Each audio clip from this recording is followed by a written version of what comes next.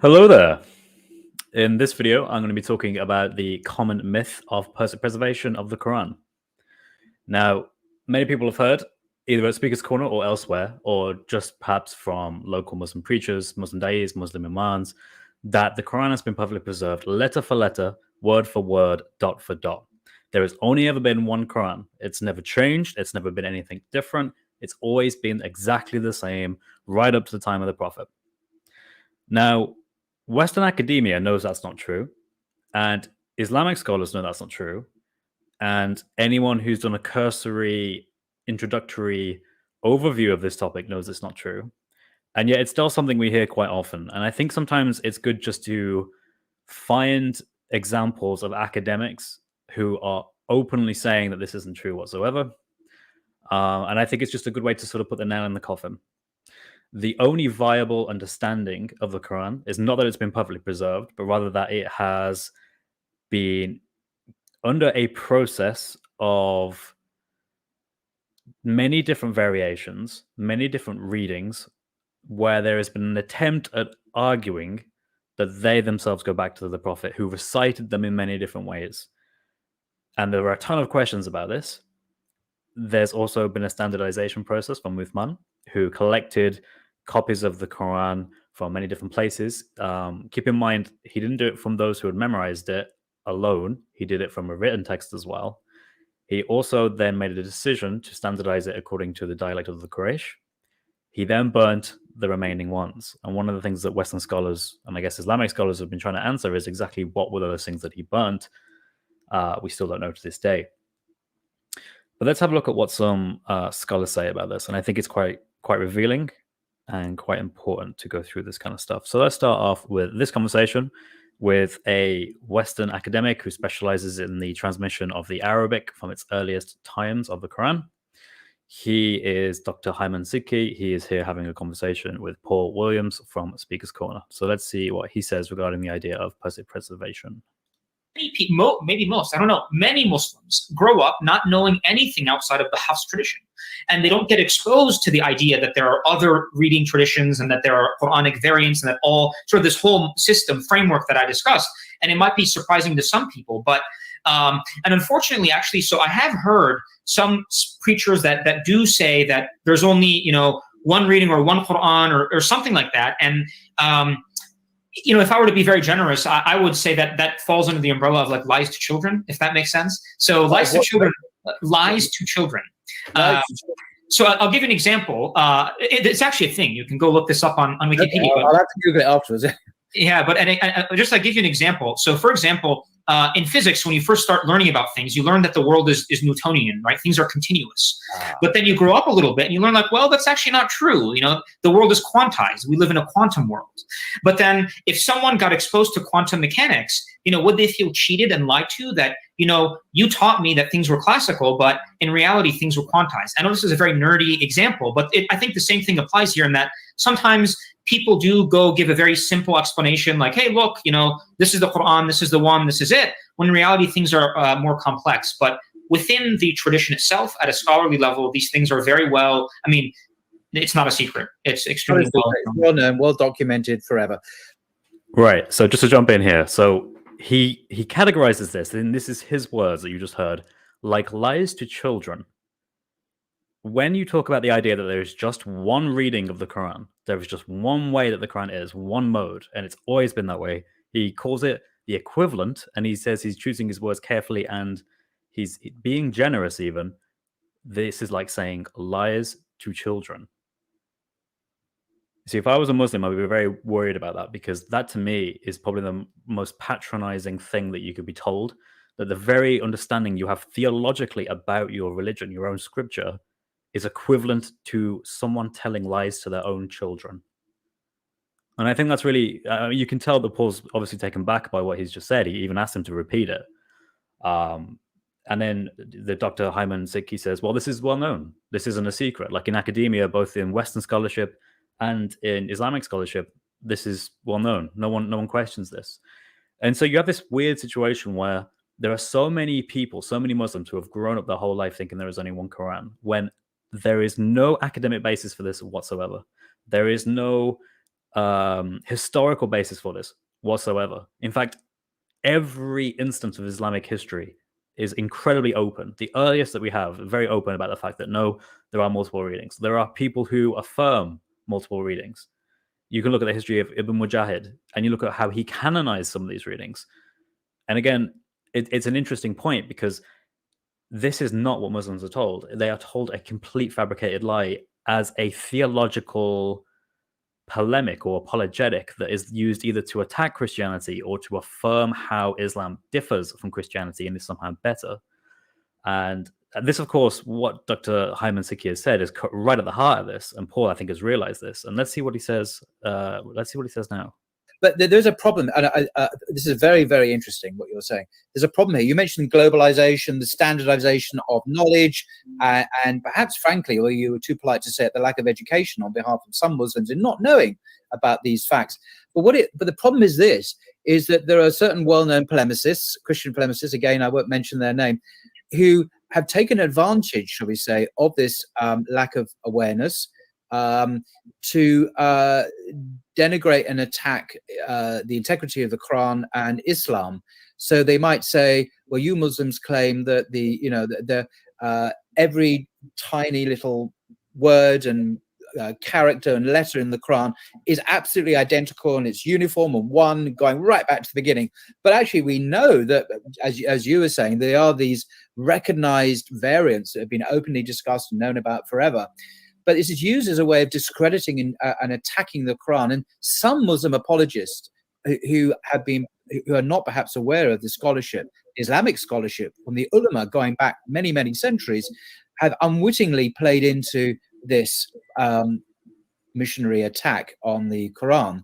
But it seems like the whole thing needn't be a problem if we could just understand, to use your nerdy analogy, the difference between Newtonian and Newtonian mechanics and Einstein's quantum mechanics, if that was quite what you said. But it is becoming a problem, though, in the relationship between these two religions, Christianity and Islam, and the polemics that go on there, because it is being exploited by certain people. And some Muslims seem to be feeding into this because of their lack of awareness of Islamic scholarship. Is that obviously, you might not want to comment on missionary polemics, but there does seem to be happening in our world nevertheless. So again, it deviates straight to this point. This is bad for Islam. This is bad for the Ummah, because we've been telling people for decades now that the Quran has been perfectly preserved, letter for letter, word for word, dot for dot. We're now being called out on this, and it's something we've known was a lie forever. But now we don't have a defense, and now we're being caught out, and now people are holding us account. Even the own Ummah is saying, wait, this isn't true anymore. You've lied to me. How do we solve this? This is a problem because Christians are exposing us. That's in effect what he's saying, but he's saying it as gently as he possibly can. And it's such a weird question to ask an academic as well. It's kind of like, right, so you've said that saying that there is only ever one Quran is equivalent to telling lies to children. This is a problem because we've been telling them this for decades now as a polemic against Christianity, as an apologetic for Islam. How do we backtrack from this? What is he supposed to say? In fact, he goes on to sort of gently be like, well, I can't really talk about that. It's not my fault that Muslims have been saying this, that sheikhs and imams have been saying this for decades now. And it's finally coming back to roost. And it's like, well, yeah, that's what you get when you tell lies about your own religion. Now, the next video I wanted to come up with is one that, if it just stops sharing my screen, this is another academic who speaks about this very idea of preservation and how nonsense the idea is. And I want to share this with you because this is also important. Let's hear what this is. Dr. Shadi Nasser from Harvard University in America. He is an expert on Quranic studies and as well as the Arabic language. And he's about to give a summary that contradicts what happens in this video. Effectively, these three guys, actually, it's not three, it's just two. These two guys, Mansour and Farid Responds, give a very weak defense of the fact that there are obviously different readings of the Quran that were being used. And they say, oh, well, it doesn't matter. Trust me, it was revealed in 7 ways. Don't worry about it. And then Dr. Shadi Nasser is added to the end of this clip to explain his view on it. And I want to share that with you now. this idea that the Quran is preserved word for word, or haraka for haraka, you don't find this kind of opinion in the classical sources. And people will always tell you, well, the Quran is preserved, and inna nazzalna dhikra wa inna lahu lahafidhun. It means it is protected. Well, sure, but let us go to these sources and tell us, what does it mean, preservation? So you go to go to any book of exegesis, go to Zamakhshari, go to Tabari, go to Qurtubi, go to any of those tafsir, and then they will never tell you that this verse means that the Quran is preserved word for word, or haraka bar haraka, or harf bar harf. They never say that. All they say, well, the Quran is preserved from omission and additions. It's preserved from the devils or the shayateen to add something to it. It's preserved that the shayateen would never take anything from it, right? So this whole notion that it is protected, word by word, it's something that is used, for the masses in a sense. And it's not, based on any academic research, not necessarily Western academic. I'm just talking about even academic research by classical Muslim scholars, because they already knew that when you talk about the Quran being preserved word by word, or haraka by haraka, or etc., that we do have many problems and inconsistencies in the tradition regarding those variant readings. Well, there you go. Quite simply put, that is not something that has any foothold in academia. There is no academic, either in the Western world or the Islamic world, that says, the Quran has been preserved letter for letter, word by word, dot by dot.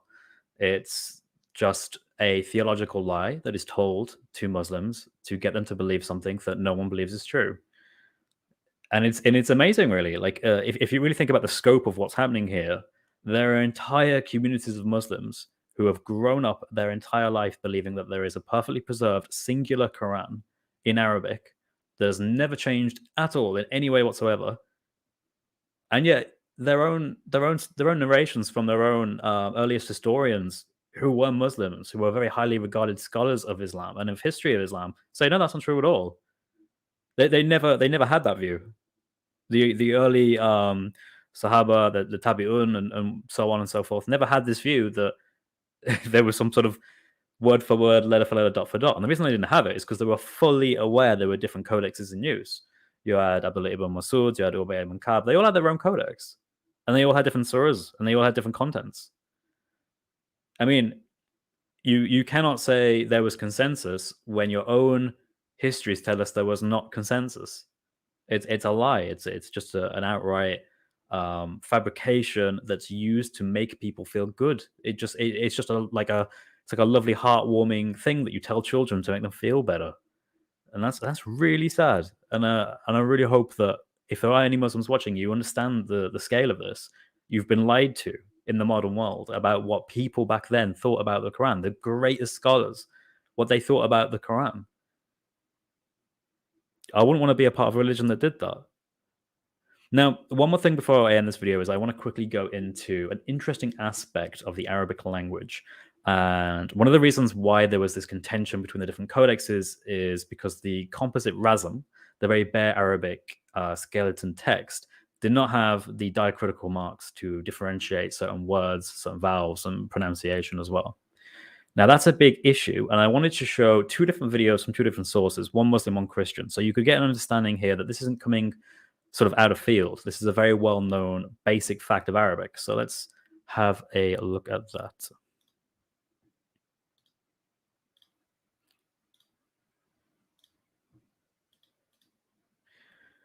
So I'm going to show...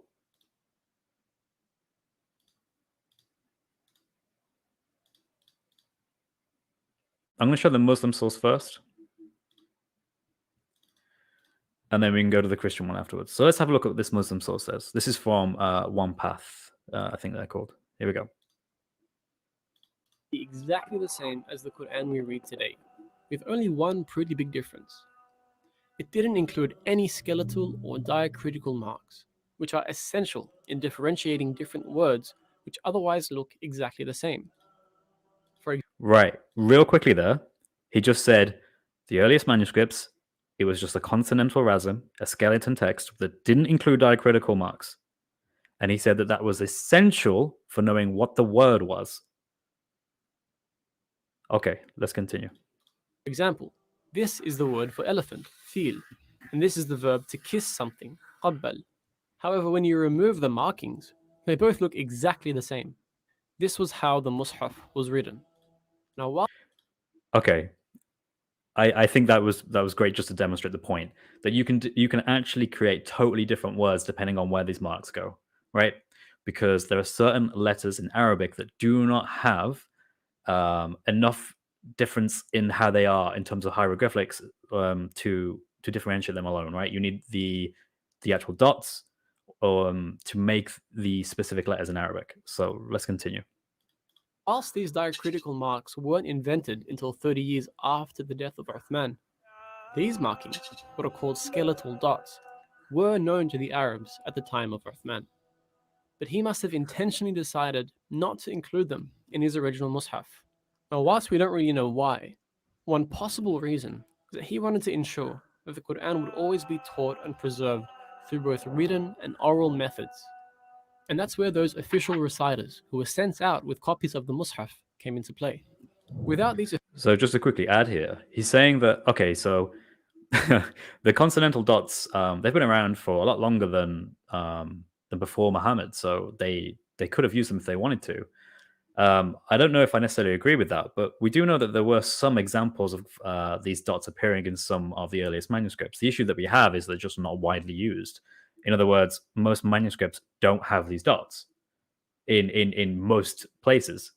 So it doesn't really matter if you see it occasionally. The point is that for the majority of the words that are written on the page, you're not going to be able to distinguish between them unless you happen to have been the original author who would have known what the intent was when he wrote it. But anyone who didn't know the author will not know what the original intent of the word was. Official teachers guiding them, students who studied the Quran wouldn't actually be able to read the text. But with both the written text and an official reciter, the Quran was now completely standardized and able to be transmitted across the Muslim world. Okay, so this kind of goes with what I'm saying, that you won't know what it actually says unless you have someone who can tell you what it said. And this is why you have the understanding in the Deen that you have the people who had these particular readings and they had narrations of those readings that in turn would keep a sort of oral tradition of that reading. The problem with it, though, is that these aren't standardized, which is odd because he says that it is. Well, I mean, it's standardized in the sense that Ibn Mujahid made it so that there were 7 canonical readings, and this is what we call the Qira'at. But again, why 7? Like, there's no reason to think that. No scholar believes that it's related to the Ahruf, which, according to Islamic hadith, there is supposedly 7 different ways or modes or letters in which the Quran was revealed. But we know the Qira'at is not related to that. This comes a lot longer, like much after Muhammad's death. The issue that we have is that these different ways of reciting do actually change the words. And this is something that we keep pointing out at Speaker's Corner, but people just don't want to listen. You can say, look, I can show you, you can even show contradicting narrations, right? You can show contradicting readings of that same Arabic text, depending on where you put these consonantal dots. There are some that completely abrogate, like others, though, contradict others. They'll say things like something did happen, and then a different reading will say something didn't happen. There are ones where it says you are to do something for one person, or in another reading it will say for multiple persons. Obviously, those can't be true. They contradict. So which one is it? Now, I don't think theologically that's too sort of groundbreaking, really. I don't think it changes too much. The reason why it's theologically significant is because Muslims still have this idea that it's been perfectly preserved. No one believes this. No one who's ever looked into this still holds this view, or has ever held this view, actually. It's just something that very popular people in Islam have made up and have propagated. And we know this at Speaker's Corner. We can pull people out by name who have said things like that. We know Muhammad Hijab has said things like that. We know Mansour has said things like that. We've all seen it and caught it on tape. But unfortunately, it's a big lie. This goes on. This video goes on to basically explain, yep, this is totally fine because we're all saying the same thing. That's not true. That's a lie. They don't say the same thing. And I could do a video showing you the differences.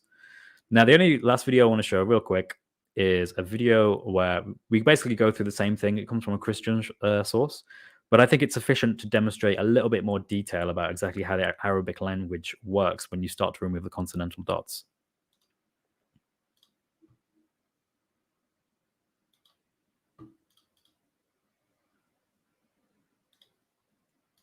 Okay, so here we go. Let's have a look at what Jay Smith and Bernie Power say about this. We have the problem with the Arabic alphabet. You can see here the dots that are there on 22 out of the 28 letters have got, 22 out of the 28 letters can't be distinguished without the dots, otherwise they're the same. If we look at that top line there, you can see it's got an A, it's got 3 little kind of shapes, and then 3 little hooks. Without the dots, that just looks like there's 3 letters, but there's actually 7 letters there. The same with all of the others. You have only 7 unambiguous letters amongst the 28 letters there, and so you can have one word without the dots that's called the rasm, or the basic skeleton, and then when you put the dots in, then you'll come up with multiple meanings. You can put dots above or below 1, 2, or 3, depending on the letter, and you get variant readings. So you get down. Sorry, I'll just skip that one. Go to this one. Yeah, okay. Variant readings. So you can see in the bottom of the left-hand column, the word she built is bannat, and the word for she destroyed is tabbat. Without the dots, you can't tell whether she destroyed the city or she built the city. It's completely ambiguous, and you can see a whole lot of others there. Right, so just to summarize this, depending on where you put the dots, it can create entirely different meanings, some of which actually contradicts, like Bernie Power actually says in the video. You can either build something or destroy something, and the rasm might be the same, the continental rasm, but where you put the actual dots determines exactly what that word says. And that's pretty important. And that is why we know there are arguments among the early readers of the Quran who had their own different readings, Abdullah ibn Masud, Nubay ibn Ka'b, because they thought it was different. And those students who came after him agreed that that is the correct reading in comparison to the Uthmanic Codex. They disagreed with them. And they disagreed because they thought that the rasm should be read in one way, and others thought the rasm should be read in another way. And that shows you that in any kind of definition you use, the Quran has not been perfectly preserved. It's just a lie. And that's the real sad part of it. Come to Jesus, because in Christianity, we don't have this concept. We don't try and go around saying that the Bible landed from the sky and it's been the same ever since. That's not what Christians say. That's not part of our theology. We don't make lies about scripture to try and justify why people should come to our faith, but rather we're honest about it. We're honest about academia. We work closely with academia. The amount of times I've seen people like Bart Ehrman and a Christian, from whether it's David Ward or whether it's others, who just have this conversation openly because they're not afraid of it. You could see in the earlier video, there was just this tension between what Paul Williams was saying and what Dr. Haitham Sidki was saying, because he knows he's on shaky grounds and he has to kind of say, well, you know, we've kind of been lying to Muslims for a long time about this now. How do we backtrack? Don't let yourself be lied to, and don't be held captive by a religion that thinks it's okay to lie to you to make you feel better. Always embrace truth, and that truth is Lord Jesus Christ. So I hope you come to him. Have a great day. Take care.